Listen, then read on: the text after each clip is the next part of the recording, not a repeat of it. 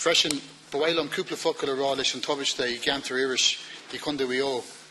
Blacksod Lighthouse sits at the very tip of the Erris Peninsula in Mayo, and it remains the centre of the search operation underway around Black Rock for Rescue116.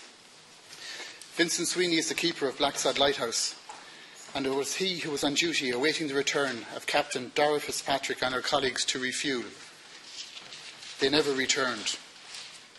As we all know, the weather and sea conditions have played havoc with the search operation for Mark Duffy, Ciaran Smith and Paul Ormsby.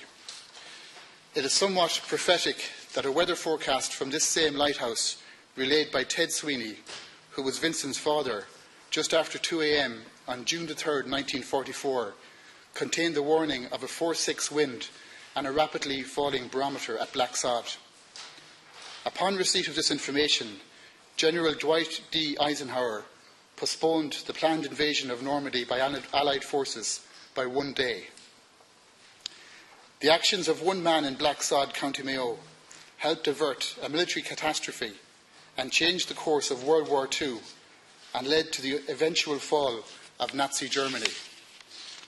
Despite the immense technological advancement since that day in 1944, the perils of the North Atlantic Ocean and the unpredictability of the weather remain the same. There were around 300 people, mostly volunteers, involved in the massive operation to find the helicopter and the remaining crew. But the weather and the crashing waves of the Atlantic are posing an immense challenge.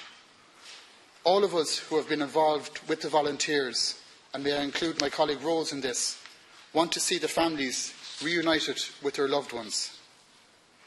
There was a quiet resolve on the Erris Peninsula to complete the task at hand, and the response from the local community has been truly incredible. They are responsible for 3 very distinct aspects of this mission.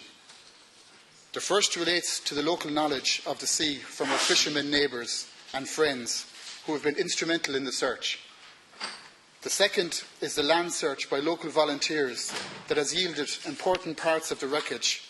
And the third has been the welfare of the searchers and emergency services, providing food for 250 people per day.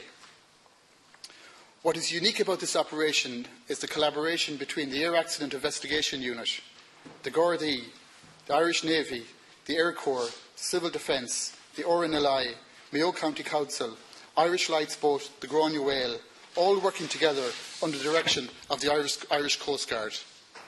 As I have said previously in this House, on every single call-out, the Irish Coast Guard are exposed to dangers with which no other workers outside the emergency services are faced.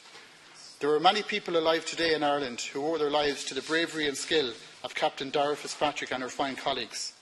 It has been touching to hear so many of those stories as the nation expressed its gratitude to those brave heroes. It was striking to listen to the brave words spoken by the family of Captain Dara Fitzpatrick when they said, and I quote, "We feel like the lucky ones now because we have her. We can kiss her, we can hold her." Over the weekend, I was in Blacksod Lighthouse with Vincent Sweeney and some of the immediate family members of the 3 missing crew members. There is another D-Day being planned. I know I speak for every member of the search operation in Mayo, and indeed the nation, when I say that we all hope that the family of Mark Duffy, Paul Ormsby and Ciaran Smith have their own D-Day when their loved ones are rediscovered.